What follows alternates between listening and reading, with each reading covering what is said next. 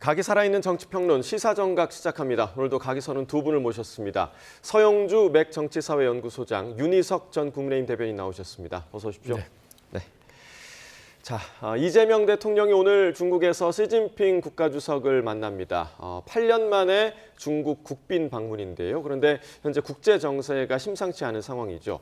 자, 일단 오늘 한중 정상회담에서 어떤 점들이 좀 논의될 것으로 예상이 됩니다. 일단 큰 축으로는 안보와 경제 문제일 것 같아요. 사실 이제 에이펙 이후에 2달 만에 이루어진 이제 한중 정상회담인데 사실 이게 이제 답방 외교로 보는 게 맞지 않을까 싶습니다. 에이펙에서 어느 정도 의견을 나눴고 실무 협의는 2달 동안 충분히 이재명 정부와 협의가 중국과 된 거라고 저는 생각이 돼요. 그래서 오늘 강원식 비서실장도 뭐 언론 인터뷰를 통해서 일단 경제 각 분야에 있어서의 세부적인 MOU가 준비돼 있고 그게 사실 한중 정상회담에서 이재명 대통령이 밝힐 예정이다라고 하기 때문에 저는 경제적인 어떤 협력 관계에 대한 구축이 구체적으로 이미 중국과는 얘기가 돼 있다. 라는 측면에서는 경제적인 성과는 충분히 다 마무리가 되지 않았냐.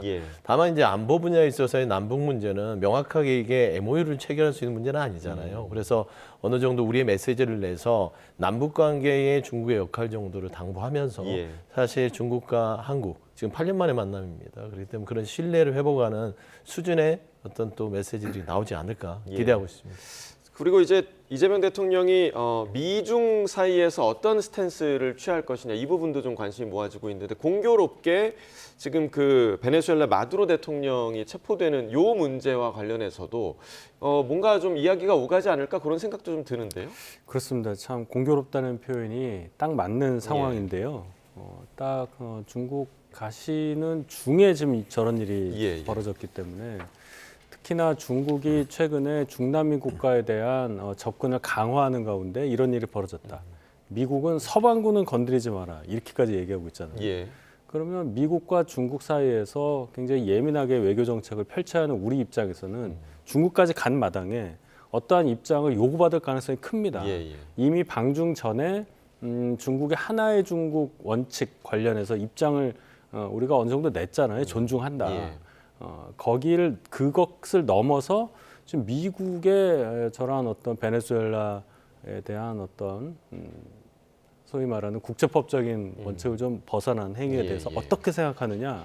이것이 방금 리포트에도 나왔지만은 대만 관계에 대해서도 좀 영향을 미칠 가능성이 크기 때문에 이재명 대통령께서 굉장히 신중하게 누구나 좀 받아들일 수 있는 그렇지만 우리 국익에 충실한 그런 메시지를 내실 가능성이 크다 이렇게 봅니다. 네, 중국에서의 이재명 대통령의 일정과 관련해서는 저희가 이제 계속해서 속보로 전해드리겠고요. 이제 국내 정치권 소식을 좀 짚어보도록 하겠습니다.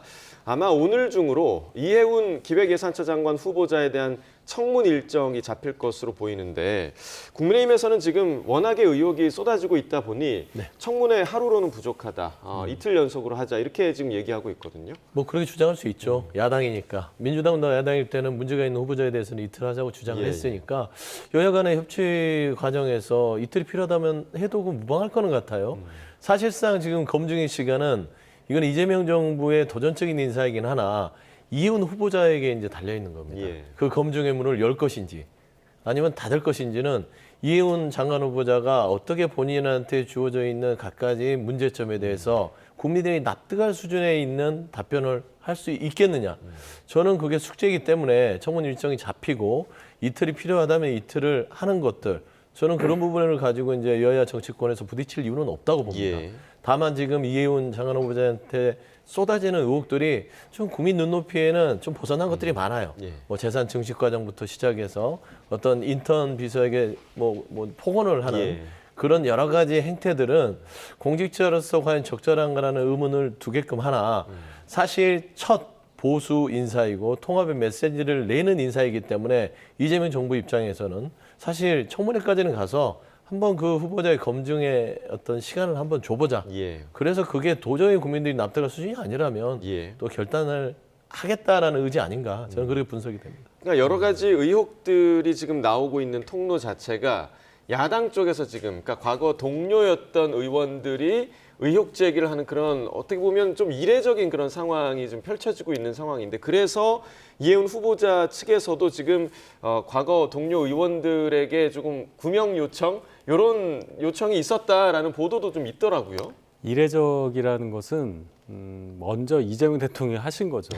저희 당의 현직 당협위원장을 갑자기 장관으로 지명을 했기 때문에 이런 상황이 벌어졌다고 봅니다.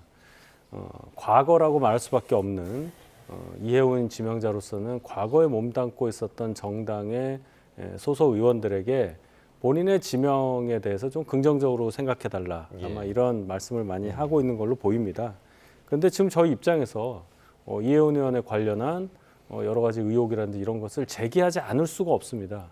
이 과정에서 이해운 의원이 이재명 정부에 참여하는 과정이 매끄럽게 뭔가 공개적으로 또 뭔가 명분을 살려주면서 진행됐다면 어느 정도 국민들께서 받아들일 수 있는 여지, 즉 소위 말하는 협치의 과정으로 인정할 수도 있는 것이었는데 그것이 전혀 없이 지명되는 순간까지 당협위원장을 갖고 있다가 지명되자마자 그냥 그대로 가고 당에서는 제명할 수밖에 없는 상황이 된 거예요. 왜 그것을 감췄느냐. 인사검증 과정이 3주 이상 지속이 됐는데도 그 사이에 당에다가 얘기를 했어야 되는 거 아닙니까? 이것은 공직 자체를 목적으로 하는 그러한 행동이기 때문에 저희 당에서 이해운 지명자를 공격하지 않을 수가 없는 것이고 그렇기 때문에 그동안 20년 넘게 몸담아 있었던 정당 입장에서는 알고 있는 것이 많아요. 당연히 공격할 수밖에 없는 상황이라고 봅니다. 물론 이것이 어떻게 과거의 동료에 대해서 이럴 수 있느냐 민주당에서 그렇게 얘기를 하는데 그런 분을 지명한 것은 이재명 정부입니다. 예, 자 야당 인사를 기용함에 있어서 왜 소통의 과정이 없었느냐 뭐 이런 얘기를 지금 하신 거고 지금 민주당에서는 그러니까 이해운 후보자에 대해서 아예 언급하지 마라. 그러니까 함구령이 좀 내려졌다라는 얘기도 좀 들리더라고요. 그러니까 대통령이 국무위원 후보자를 지명한 건 인사권을 결정하신 거잖아요. 그러면 인사권은 대통령의 고유 권한이기 때문에 청문회 과정을 통해서 검증해보자. 그냥 원칙대로 하는 겁니다. 그래서 저는 뭐 이제 이재명 대통령이 왜 이런 문제가 많은 공직자를 선택했느냐. 근데 공직자가 두 가지 종류가 있어요. 임명직 공직자와 선출직 공직자가 있죠. 우리가 시험출직 공직자는 대부분 이제 국회의원을 대표적인 케이스로 두는 것이고 각 정당에서는 선출직 공직자에 대한 평가들을 합니다. 그럼 저는 국민의힘한테 묻고 싶어요. 20년을 품고 있었잖아요. 3번은 배지를 달게 해줬고 2번은 지역위원장을 할 만큼 공직평가를 그래도 해왔던 거 아니겠습니까? 그러면 그때는 내 편이니까 안아주고 이제는 내 품을 떠났으니까 공격한다. 참 이런 비판을 저는 솔직히 뭐 이게 물타기는 아니라 국민의힘 스스로도 돌아봐야 된다. 과연 공직평가가 제대로 이루어져서 우리 유권자인 국민들한테 제대로 된 상품을 줬던 것인가 라는 측면들도 한번 같이 돌아보면 좋겠고요. 저는 이제 정치권에서 이해운 의원이 참 국민의힘 내에서 덕이 없었구나. 저는 또 이제 개인적으로는 그래요. 본인이 좀 인덕이 있고 동료들하고 좀 어느 정도 원활한 관계였다면 원래 의원불패거든요. 근데 이게 국민의힘 내에서 지금 공격이 감당하지 못할 정도까지 가는 걸 보면서 두 가지 측면 다 아쉬움이 다 크다. 그렇게 생각합니다. 지금 그 말씀해 주신 비슷한 결의 언급들이 지금 정치권에서 계속해서 나오고 있는데 오늘 아침 그 여야 인터뷰 내용 들어보시고 이야기 이어나가겠습니다. 자기들이 5번이나 공천을 하고 이제 이재명 대통령이 임명한 이 며칠 사이에 그렇게 비리 정치인이었냐? 뭐 당신들은 모르고 했느냐? 자기들이 한 것은 합당하고 그래서 저는 이해운 장관 후보자가 통렬하게 반성하고 사과하고 하면은 얼마든지 예산처 장관으로서 능력을 발휘할 만한 실력과 능력이 있다. 물타기라고 보고 있습니다. 왜냐하면 과거에 선거에 나갈 때 검증은 정부가 하는 공직자 검증하고는 차원이 다른 문제이거든요. 여러 기관이 개입을 해서 검증을 하게 되는데 그 부분하고 우리 공천이라는 건 뭐 당에서 그런 공식적인 루트가 없지 않습니까? 대한민국의 728조에 달하는 예산을 담당해야 되는 기획예산처라고 하는 중요한 장관이기 때문에 훨씬 더 엄정한 기준이 적용돼야 하는 것이죠. 네, 그러니까 민주당에서는 그렇게 문제가 많았으면 그동안 왜 공천을 줬던 거냐라고 지금 비판을 하는 거고, 국민의힘에서는 의원 공천과 공직 검증은 다른 문제다라고 얘기를 하고 있더라고요. 이거는 말할 필요가 없어요. 왜 민주당이 이해운 의원의 과거를 자꾸 덮어주려고 그러죠? 민주당뿐이 아니었잖아요. 저희도 반성합니다. 저 정도인지를 몰랐다는 것에 대해서 저희의 불찰을 반성을 하는 거고, 그렇기 때문에 이미 다 나온 이상은 민주당 정권에서 이분을 그렇게 보호할 이유가 없는 거예요. 그런데 이걸 굳이 덮고 가자는 거 아니겠어요? 그 논리 자체가 성립을 안 하죠. 그렇게 잘못한 분인지 알면서 왜 저희 보고 그동안 했느냐는 얘기는 지금도 쓸 수 없다는 얘기예요. 그러니까 그 말씀은 그 자체로 이분이 자격이 없다는 것을 자인하는 박지원 의원의 말씀이다. 저는 그렇게 해석을 하고, 앞으로도 이분이 만약에 장관이 된다 하더라도 과연 기획예산처라는 이 정부 들어서 다시 만들어진 이 신생 조직이 제대로 운영이 되겠느냐, 그 부분까지 생각을 하신다면은 이재명 정부 성공을 바라시는 입장에 계신 분들은 이해운 지명자의 지명 철회를 요구하는 것이 합당하다고 저는 생각합니다. 어찌됐든 근데 청와대에서는 일단 공식적인 검증 절차인 청문회까지 네. 지켜보겠다라는 의지잖아요. 그러니까 이제 공직 후보자가 두 가지를 가지고 있겠죠. 아마 이제 뭐 국민의힘 정당 내에서도 이해운 후보가 갖고 있는 국회의원의 신분일 때는 정책적인 역량을 더 높게 봤을 거 아닙니까? 예. 도덕적 검증은 뭐 어떻게 할 시스템이 없다라고 하는데, 지금 국민의힘에서 나오는 그 여러 가지 갖가지 의혹들은요, 그 안에서 공식적 루트 아니라 그 자당 안에 본인들이 같이 생활했던 사람들로부터 쏟아져 나오고 있는 겁니다. 그러면 그 검증은 충분히 이루어질 수 있었던 것이고, 사실 뭐 박지원 의원이 그러면 국민의힘 반성해라 이런 사람 썼느냐, 저는 그 주장도 맞고, 또 예를 들면 덮어준다고 하는 부분에 대한 주장도 맞다고 봐요. 하지만 이제 중요한 것들은 정책적 역량 부분에 있어서 한 번쯤은 한번 우리가 들여다봐야 되지 않겠냐. 그리고 도덕적인 부분에 있어서 이게 말하자면 해명이 안 된다면, 그리고 철저히 반성하지 않는다면 자격이 없는 거예요. 지난 과거 정부에서 장관들이 낙마한 이유는 본인의 잘못을 덮거나 거짓 해명을 하거나 적반하장식의 얘기를 하다가 그 해명 자체가 화를 불러일으켜서 낙마한 것이고, 지금 현재 이해운 후보에 대해서는 사실 본인이 철저하게 좀 반성하고 입장을 이거를 다시는 뭐 이런 일이 없도록 하겠다, 과거로 지금 인정하는 수순이긴 하나, 과연 받는 입장이나 국민 정서에 이걸 통할 수 있느냐, 그는 저는 청문회를 통해서 뭐 이틀을 하든 3일을 하든 그 과정을 통해서 본인이 감당할 몫이다. 저는 거기까지는 민주당이라든지 이재명 정부가 보수 통합 인사의 대표적인 케이스인데 어떻게 중간에 이거를 처리할 수 있겠느냐는 측면에서는 한번 국민 검증을 받아보자는 게 지금 전체적인 기조다. 네. 저는 그렇게 설명을 좀 드리고 싶습니다. 자, 어쨌든 뭐 오늘 안에 청문 일정이 잡힐 수 있다고 하니까 이례적일 수 있는, 다소 이례적일 수 있는 그 청문회의 장면을 좀 지켜봐야 할 것으로 보입니다. 그리고 이제 민주당의 공천원금 의혹 문제, 이 역시 지금 주말을 지나면서 파장이 더 거세지고 있는 그런 모습인데, 국민의힘은 통일교 특검과 함께 민주당 뇌물 공천 특검을 함께해야 한다, 이렇게 주장하고 있습니다. 그 내용도 들어보겠습니다. 지난 총선 때는 김병기 의원의 비리를 고발하는 탄원서가 당시 이재명 대표 보좌관이었던 김현지에게 전달됐습니다. 하지만 아무런 조치도 없이 김병기 본인에게 탄원서가 넘어갔습니다. 경찰에 모든 증거와 증언을 전달했지만 경찰은 수사를 뭉갰습니다. 개인의 일탈이 아닌 뿌리 깊은 공천 뇌물 카르텔입니다. 통일교 게이트 특검과 함께 더불어민주당 공천 뇌물 특검도 반드시 실시해야 할 것입니다. 민주당에 요구합니다. 먼지 하나 없이 깨끗하게 털고 가십시오. 이 사태는 민주당만의 문제가 아닙니다. 대통령의 국정 운영에 부담을 줄 수 있습니다. 개혁 엔진이 훼손될 수 있는 심각한 상황입니다. 너무 이것을 자신들의 선거에 연결시켜서 유리한 국민으로 만들기 위한 그런 정쟁으로 삼겠다는 이런 의도가 너무 명확히 드러나는 네. 그런 이제 발언이다 이렇게 보고 있고요. 네네. 이 사안은 민주당의 공천 시스템의 문제가 아니라 네. 개인적인 문제로 볼 수밖에 없는 거고요. 네네. 그 부분에 대해서 특검으로 가자는 것은 자신들의 지방선거에 유리한 고지를 또 선점하기 위한 이런 정쟁의 수단이다. 그래서 좀 그런 가치가 없는 발언이다. 자, 지금 뭐 전현희 의원은 가치가 없는 발언이라고 했지만 국민의힘에서는 계속해서 특검 공세를 이어가고 사실상 민주당의 우당이라고 할 수 있는 조국혁신당에서도 깨끗하게 털고 가라라고 지금 주장을 하고 있는 상황이죠. 그렇죠. 민주당 현역 의원 2명이 지금 연루가 돼 있고 김현지 씨 관련한 얘기까지 나왔기 때문에 당시 당대표였던 이재명 대통령까지 연결되어 있는 사안이에요. 이것을 시스템이 아니고 개인적 일탈이라고 전현희 의원은 말씀을 하시는데 그런 안이한 인식이 국민들을 더 불편하게 하는 겁니다. 이게 어떻게 시스템 문제가 아닙니까?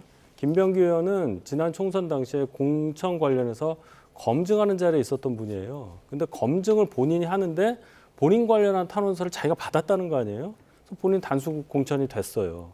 이 상황을 어떻게 구조적이라고 보지 않을 수가 없겠습니까? 민주당은 검증하는 과정에서 검증하는 분을 견제할 만한 장치가 없었다는 거죠.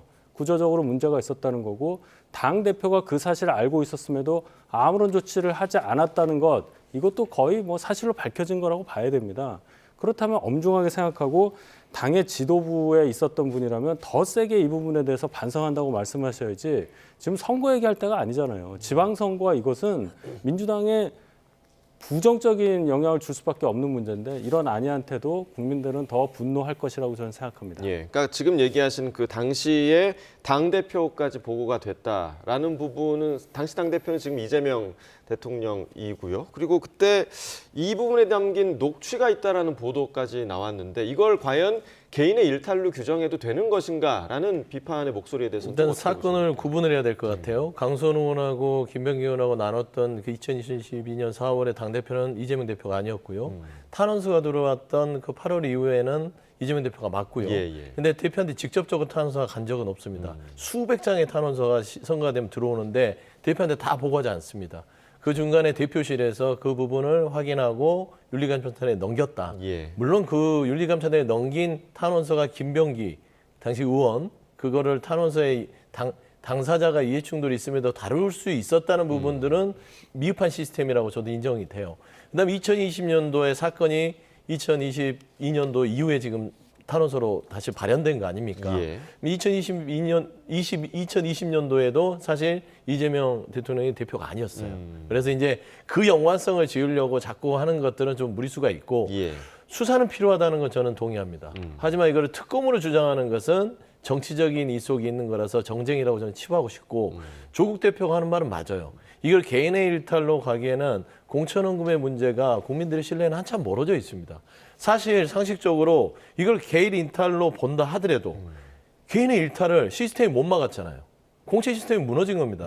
시스템을 왜 만드냐면 이런 개인적 일탈이 있다 하더라도 시스템이 이거를 상쇄시키고 차단하려고 시스템을 만들어 놓은 건데 이 시스템이 무너졌다면 최소한 개인 일탈 플러스 시스템에 대한 점검이 필요하다. 저는 이 수준까지 국민들한테 얘기를 해야 되는 것이지 이거를 두 사람만의 어떤 개인 일탈로 해버리고 그냥 적당히 덮고 넘어가는 부분들은 사실 지방선거를 앞둔 민주당 집권여당 입장에서는 별로 그렇게 국민들한테 좋은 효과는 안 나타날 것 같아요. 그래서 개인 일탈에 대한 철저한 수사와 플러스 이걸 막지 못한 공천 시스템에 대한 전반적인 조사를 같이 얘기해 주는 것들. 모든 수요자들은 국민이라는 생각으로 저는 당을 운영해야 된다. 좀 그런 말씀드립니다. 자, 거기다가 지금 그 김병기 의원이 2024년에 그 김병기 의원 아내의 구의회 업무 추진비 사적 유용 의혹에 대해서 경찰의 수사를 무마해달라 이렇게 국민의힘 중진 의원에게 부탁을 했다. 그러니까 민주당도 아니고요. 국민의힘 중진 의원에 부탁을 했다는 관련자 진술을 경찰이 확보했다라고 하는데 이렇게 되면 또 국민의힘까지 파장이 미치는 거 아니겠습니까?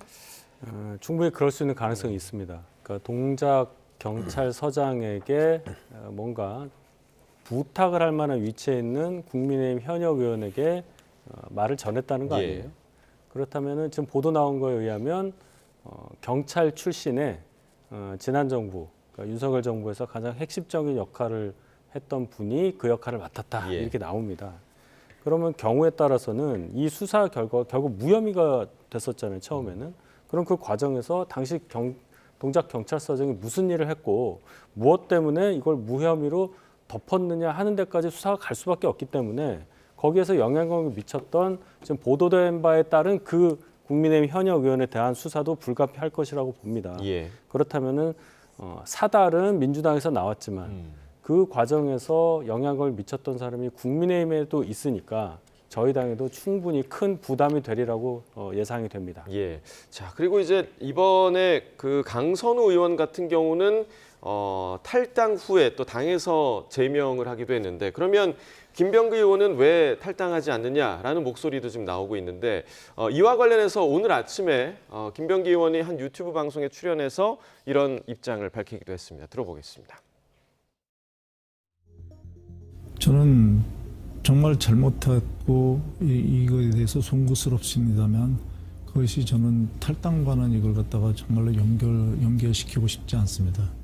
저는 제가 우리 당을 나가면 그걸로 저는 제가 정치를 더 할 이유가 없거든요. 제명을 당하는 한이 있더라도 저는 제 손으로 탈당을 하지 않겠습니다. 자, 강선우 의원에 대해서는 당이 결단을 했단 말이죠. 네. 그러니까 탈당을 했는데도 불구하고 제명을 한 상황이고 김병기 의원에 대해서 당에서 또 결단할 가능성은 어떻게 좀 보세요?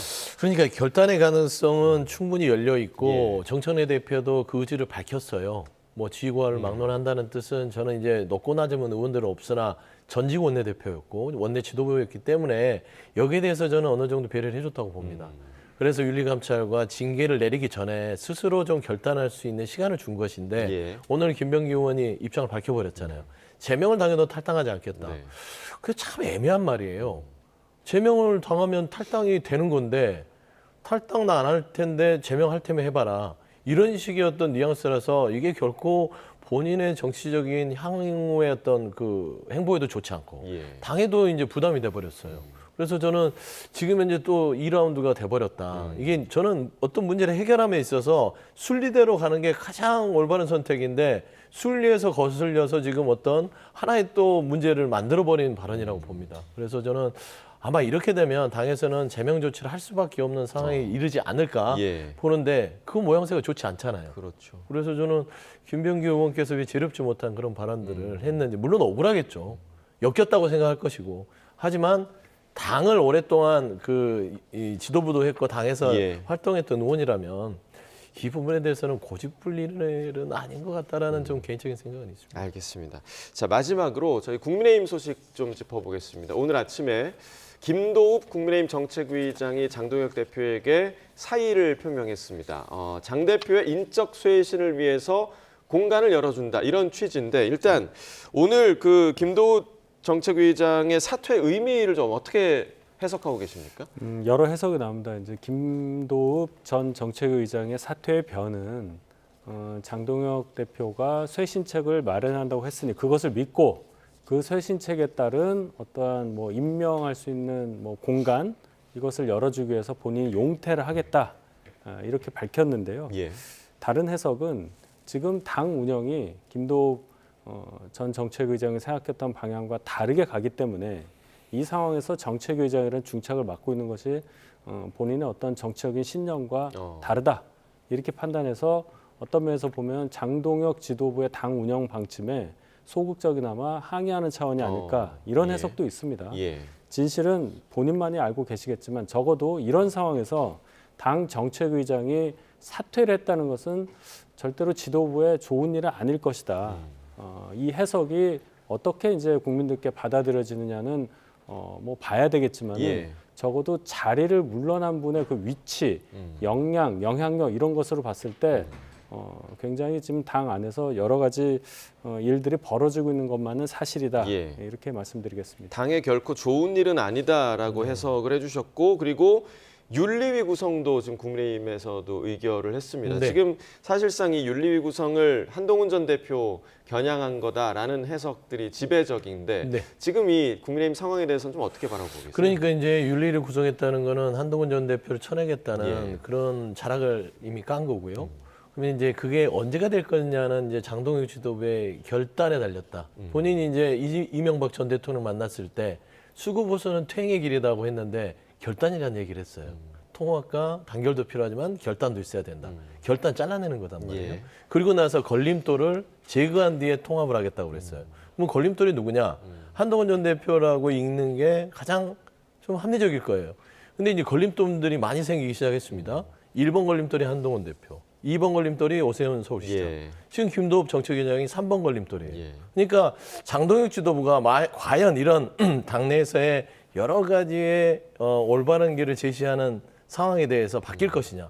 저는 그렇지 않을 거라고 봐요. 예. 그냥 장동혁 대표에게는 이와 같은 정책위장의 사태도 걸림돌일 뿐이에요.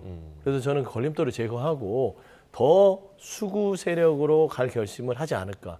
전직 대통령이 수구 보수라고 본인을 규정했음에도 불구하고 눈 하나 깜짝하지 않잖아요. 예. 그래서 저는 크게 어떤 파장이 일 것 같지는 않다 그렇게 생각합니다. 자, 지금 말씀해 주신 대로 이제 수많은 걸림돌이 존재하는 것 같은 국민의힘 이번 주에 쇄신안을 내놓는다고 하는데 이 쇄신안에 대해서 사실 우려의 목소리가 높은 상황입니다. 그 목소리 함께 들어보겠습니다.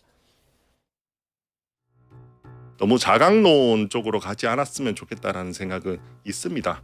그럼에도 불구하고 뭐 그런 쪽으로 선택하실 가능성도 뭐 배제할 수는 없겠죠. 그래도 저는 뭐 안에서는 또 왜냐하면 대표님 혼자 결정하시기보다는 또 함께 논의를 하니까 그 과정 안에서는 또 통합이 중요하고 외연 확장이 중요하다는 점을 설득을 좀 많이 할 예정입니다. 저는 자연스럽게 본인을 탄생시켜준 집단 쪽으로 갈 수밖에 없지 않나. 장해찬 이쪽으로 그런 생각이죠. 장한석 이런 이 연대는 어려워지겠네요. 한동훈계 스피커들 뭐 방송 나오시는 분들 이분들은 이준석 욕하고 막 이렇게 하거든요. 예. 그렇기 때문에 이분들은 사실 어느 정치 세력과도 함께하기 어려울 것 같다.